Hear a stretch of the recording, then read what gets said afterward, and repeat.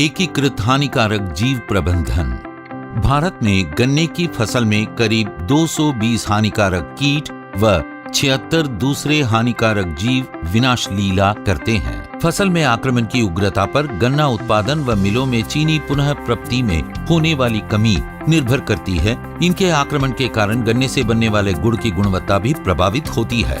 गन्ने में कुछ हानिकारक जीवों की वृद्धि के कारणों में इस फसल का 10 से 14 महीने तक खेत में विस्तारण, 1 या 2 पेड़ी की फसल लेना, आगे पीछे रोपण करना और कुछ थोड़ी ही प्रजातियों को बहुत बड़े क्षेत्र में खेती करना कुछ सहायक परिस्थितियां हैं। सभी उपलब्ध प्रौद्योगिकियों को अपनाकर एकीकृत हानिकारक जीव प्रबंधन द्वारा हानिकारक जीवों के स्तर को क्षति के स्तर से नीचे रखा जाता है। इस प्रबंधन में जैविक, रासायनिक और कल्चरल तकनीकी के बीच संतुलन बैठाया जाता है। इसमें हानिकारक जीवों द्वारा क्षति से आर्थिक सुरक्षा के अलावा इनके प्रयोग का पारिस्थितिकी और समाज पर पड़ने वाले प्रभावों को भी ध्यान में रखा जाता है। गन्ने की फसल में आक्रमण करने वाले छेदक या बेधक कीटों में से कंसुआ, जिस जीव का नाम काइलो इन्फस कैटलस है, देश के सभी गन्ना उगाने वाले क्षेत्रों में पाया जाता है। ये हानिकारक जीव गन्ने में आमतौर पर पोरियों के बनने से पहले की शुरुआती प्रावस्था में आक्रमित करता है। छेदक का डिंब शाखा में मृदा के तल के नीचे से स्टॉक में 1 या अधिक छेद बनाकर अंदर घुसकर वृद्धि पॉइंट को मार देता है। इस प्रकार वो मध्य के पत्तों के स्पिंडल को काट देता है, जो अंततः सूख जाता है, जिसे अंग्रेजी में डेड हार्ट कहा जाता है। ये डेड हार्ट खींचने पर आसानी से बाहर निकल आता है। इससे एक विशेष प्रकार की दुर्गंध निकलती है जो कंसुआ संक्रमण विशिष्ट है। गर्मियों में जब सिंचाई के लिए पानी की कमी होती है तो संक्रमित सूखी शाखा से क्षतिपूरक ब्यात नहीं बन पाते, जिससे खेत में खाली स्थान देखे जाते हैं। गर्मी के महीनों में यदि फसल 90 दिन से कम की होती है तो फसल में कंसुआ के आक्रमण में प्रबलता देखी जाती है। अतः कंसुआ तटस्थ स्थानों में फसल प्रावस्था व गर्मियों के मौसम को समकालिक न होने देने के लिए गन्ने को दिसंबर में रोपित करें। फसल में 30वें दिन पर हल्की मिट्टी चढ़ाना, बार बार सिंचाई व गन्ना अवशेषों से मल्चिंग करना कंसुए के आक्रमण को कम कर देते हैं। जब डेड हार्ट की संख्या हर 100 शाखाओं में 25 से अधिक हो जाए तब क्लोरपाइरिफॉस 20 EC से उपचार करना चाहिए। 10 लीटर पानी में 50 मिलीलीटर कीटनाशी को मिलाकर उच्च आयतन नैपसैक या बैकपैक स्प्रेयर से शाखाओं के पत्तों के चक्र में उपचार किया जाना चाहिए। लो वॉल्यूम स्प्रेयर्स या पावर स्प्रेयर्स की इस्तेमाल न करें। एक 90 सेंटीमीटर की दूरी पर पंक्तियों में रोपित की गई फसल में 10 लीटर घोल 100 मीटर की लंबाई के लिए प्रयोग में लाया जाता है। इस प्रकार 2 लीटर कीटनाशी को 400 लीटर पानी में मिलाकर 1 एकड़ के लिए प्रयोग किया जाता है। प्रायद्वीपीय भारत में पोरी छेदक, जिसका जीव काइलो सैकरिफेगस इंडिकस कहलाता है, गन्ने में एक मुख्य हानिकारक जीव है। ये जीव पोरियां बनने के साथ ही आक्रमण कर क्षति प्रारंभ कर देता है और ये सिलसिला कटाई तक चलता रहता है। जिस फसल में पुष्पन हो जाता है उसमें इसका आक्रमण कम होता है। गिरी फसल व जल प्लावित इलाकों में इस जीव के कारण क्षति बहुत बढ़ जाती है। जब बेधक शिकर कलिका को आक्रमित करता है तो ये पौधे के वर्धन को एकदम से रोक देता है, जिससे गन्ना उत्पादन में कमी आ जाती है। शिकर बेधक के इस प्रकार के आक्रमण से डेड हार्ट बनने के साथ अक्षीय कलिकाओं का फुटाव प्रारंभ हो जाता है। इनके शिकर की दिखावट गुच्छे की तरह बन जाती है, जिसे बंची टॉप कहा जाता है। इन गन्नों के रस की गुणवत्ता प्रभावित होती है।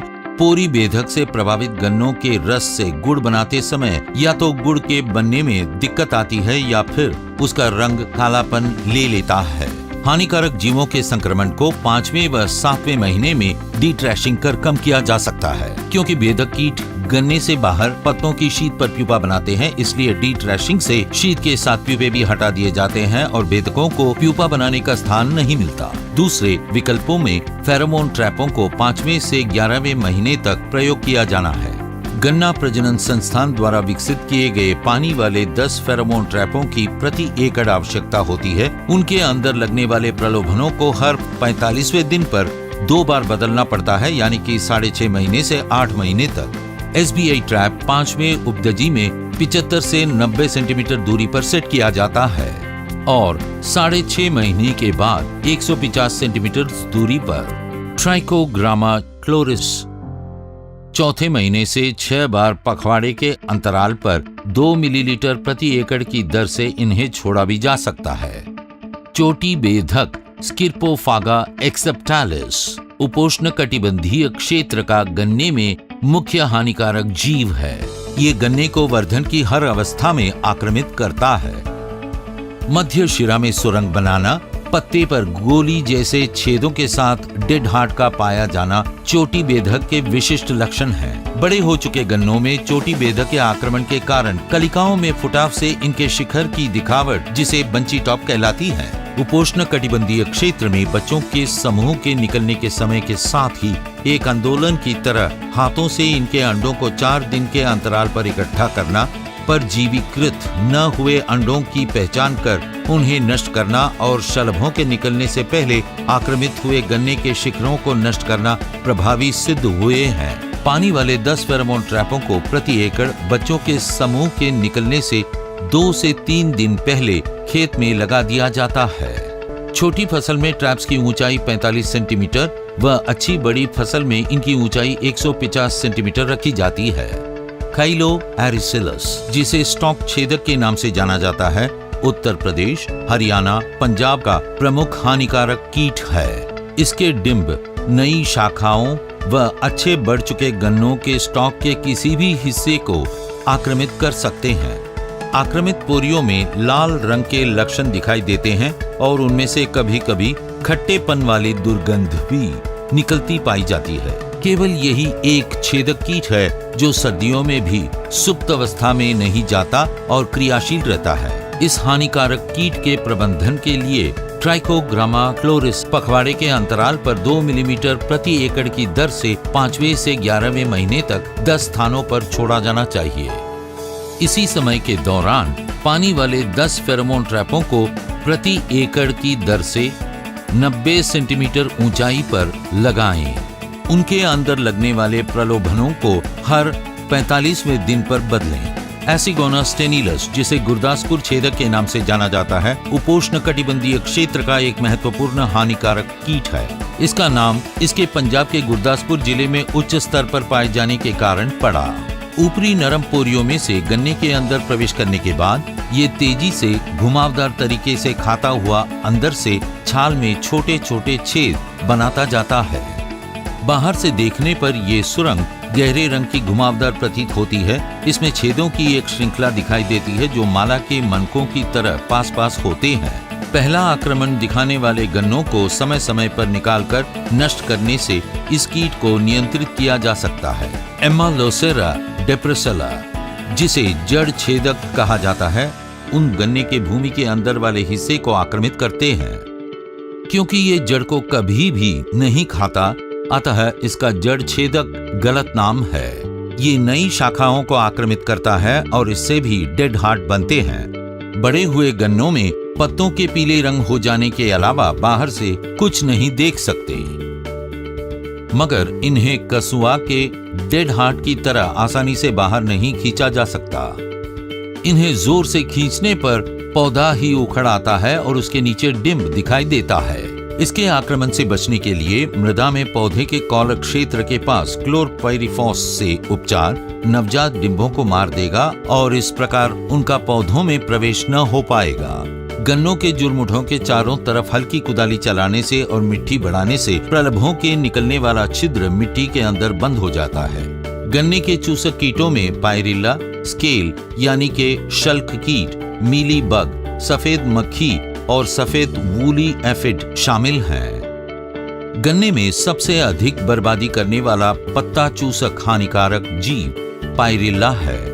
इसके पौड़ और निम्फ पत्ते का रस उनके नीचे वाली सतह से चूसते हैं, जिसके कारण उन पर पीले सफेद छब्बे बन जाते हैं। उनका मधुरस स्त्राव कज्जली कवक यानी के सूटी मोल्ड के वर्धन को प्रेरित करता है। ये कवक प्रकाश संश्लेषण में बाधा पैदा कर खेत को एक बीमारी वाला रूप रंग प्रदान करती है। पायरिल्ला में निम्फ वाले 5 इंच स्टार्च पाए जाते हैं। हर अवस्था पर इनकी उत्तरी त्वचा पत्तों पर चिपकी रहती है, जिससे इस प्रकार की गलतफहमी होती है जैसे कि बड़ा भारी आक्रमण हुआ है।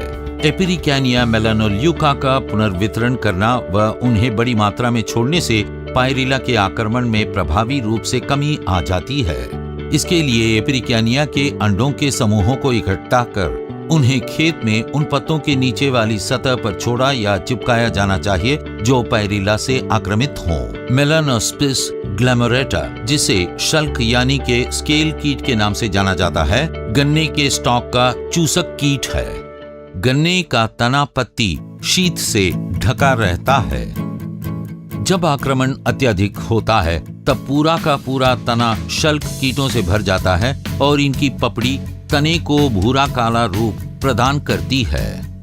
क्योंकि मरने के बाद भी शल्क कीट तने से चिपके रहते हैं, अतः ये पूरे तने में अधिक आक्रमण होने की गलत फहमी पैदा करते हैं। आपको सलाह दी जाती है कि शल्क कीटों से आक्रामित खेतों से पेड़ी की फसल न लें। जबकि सफेद मक्खियों की 3 जातियां गन्ने पर आक्रमण करती हैं, मगर इनमें से केवल एल्यूरोलोबस बैरोडेंसिस की अर्थशास्त्रीय दृष्टि से प्रासंगिक है। सफेद मक्खी के निम्फ पत्तों की नीचे वाली सतह से ही रस चूसते हैं, जो पीली व गुलाबी पड़ जाती है। काफी अधिक आक्रमित पत्तों को कज्जली कमवक, जो कैप्नोडियम जाति की है, पूरी तरह से ढक लेती है, जिससे प्रकाश संश्लेषण बुरी तरह से प्रभावित होता है। सफेद मक्खी के प्यूपेरिया, जिन्हें एमेटस मिनर्वे ने परजीवीकृत कर रखा हो, वाले 10 से 20 पत्तों को कपड़े में ढीला ढाला बंडल बनाकर खेत में 10 या 20 जगहों पर बांधा जाता है। ये इसलिए किया जाता है कि एमेटस उनसे बाहर निकल सके, जबकि सफेद मक्खी के प्रौढ़ उस कपड़े में फंसकर रह जाएं। रासायनिक नियंत्रण में केवल आक्रामित क्षेत्र में पत्तों के नीचे वाली सतहों पर ही 0.1% मोनोक्रोटोफॉस के घोल को स्प्रे करें। इस प्रक्रिया को 15 दिन बाद दोहराएं। पूरे खेत में स्प्रे मत करें। होलोट्राइकिया जातियां, जिन्हें सफेद गिंडार के नाम से जाना जाता है, गन्ने के खेत में मृदा के अंदर वाले हिस्सों जैसे कि जड़ों व तने के टुकड़ों को क्षति पहुंचाते हैं। तटस्थ हालातों में सारे के सारे खेत सूख जाता है। इसके नियंत्रण के लिए प्रौढ़ बीटलों को गर्मियों की पहली बारिश की रात को इसके मेजबान वृक्षों से इकट्ठा करें व ऐसा अगले 5 दिनों तक करते रहें। सफेद गिंडार से तटस्थ क्षेत्रों में जहां तक संभव हो सके नीम के पेड़ों के पास की जमीन को सितंबर महीने से फरवरी तक हर महीने गहराई से जोतें, ताकि गिंडारों, उनके प्यूपों और निष्क्रिय प्रौढ़ों को सूर्य की गर्मी से सुखाया जा सके व उन्हें पक्षियों और दूसरे परभक्षियों को भोजन बनाया जा सके। खाली पड़े खेत में 48 घंटों के लिए पानी खड़ा करने से डिंभों को बाहर लाकर इकट्ठा कर उन्हें नष्ट किया जा सकता है। इसी प्रकार गिंडारों को मारने के लिए खड़ी फसल में भी पानी को 48 घंटों के लिए खड़ा किया जा सकता है, जो पानी की उपलब्धता व मृदा वर्ग पर निर्भर करता है। खेत में पानी खड़ा करने से पहले गन्नों की ठीक ढंग से बंधाई कर दें, ताकि बाद में गन्ने गिरे नहीं। फसल चक्र में धान की फसल लेने से गिंडारों की भूमिगत विभिन्न अवस्थाओं को नष्ट किया जा सकता है। एंटेमोपैथोजेनिक नेमेटोड्स गिंडारों से प्रभावी रूप से लड़ने के लिए उपलब्ध हैं। दीमक की 13 जातियां गन्ने में आक्रमण करती रिपोर्ट की गई है। रोपण के समय बीज टुकड़ों व बाद में शाखाओं, गन्नों और कटाई के बाद ठूंठों यानी कि स्टबल्स में भी दीमक गन्ने की हर प्रावस्था में इस पर आक्रमण कर सकती है। दीमक कटे भागों या कलिकाओं के रास्ते गन्ने में घुसकर नरम ऊतकों को खाकर उन्हें वापस मिट्टी से बदलती जाती है।